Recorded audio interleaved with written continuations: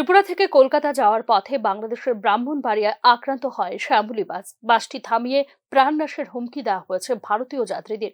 ত্রিপুরা থেকে কলকাতা যাওয়ার পথে বাংলাদেশের ব্রাহ্মণবাড়িয়া বিশ্ব রোডে আক্রান্ত হয়েছে শ্যামলী পরিবহনের বাসটি।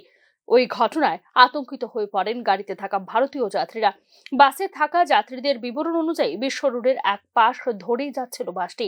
বাসটিকে দুর্ঘটনার কবলে ফেলার জন্য উদ্দেশ্য প্রণোদিতভাবে হঠাৎ করে এতে ধাক্কা দেয় পণ্যবাহী একটি ট্রাক।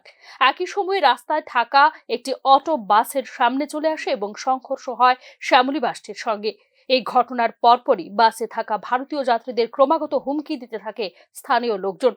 ভারত বিরোধী নানা স্লোগান এবং কটু মন্তব্য করে প্রাণনাশের হুমকি দেওয়া হয় ভারতীয় যাত্রীদের। পাওয়া যায় না এই ধরনের ঘটনা বাংলাদেশে যা হচ্ছে, কোনো অবস্থায় এগুলো মানা যায় না।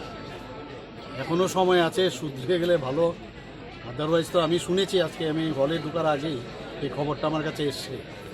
এর আসল সত্যতা আরও আমি যাচাই করে তারপরে আমি কমেন্ট করবো এই বিষয়ে। কিন্তু যা হচ্ছে সেটা ভালো হচ্ছে না। এবং মানে সংখ্যালঘুদের উপর যেভাবে ওরা অত্যাচার করছে সারা বিশ্ব দেখছে। আমি আশা করি আমাদের কেন্দ্রীয় সরকার এবং আমাদের কেন্দ্রীয় নেতৃত্ব এইদিকে নজর রেখেছেন এবং যথাসময়ে যথা ব্যবস্থা নিশ্চয়ই করবেন এবং আমরা সেই দিকে আমরা তাকিয়ে আছি। আমাদের ত্রিপুরার যেখানে প্রশ্ন, আমরা চারদিকের মধ্যে প্রায় তিন জায়গায় আমাদের বাংলাদেশের বর্ডার। কাজেই আমি বিএসএফ এবং আমি ডিজি সাহেবের সাথে কথা বলেছি যেন তীক্ষ্ণ নজর রাখে, সেই দিশেই কাজ করছে সবাই। এই মুহূর্তে বাসে যে ত্রিপুরার যে যাত্রীরা রয়েছে তাদের উদ্দেশ্যে বা বাংলাদেশ সরকারের উদ্দেশ্যে কি বার্তা দেবেন? না, আমি বললাম তো, আমি যদি কনফার্ম বিষয়টা আরও জেনে নিই তারপরে আমি কমেন্ট করবো বিষয়। এমনি তো খবর এসছে, কিন্তু খবরের সত্যতা যাচাই করার পর। এই ঘটনায় আতঙ্কিত হয়ে পড়েন বাসে থাকা যাত্রীরা।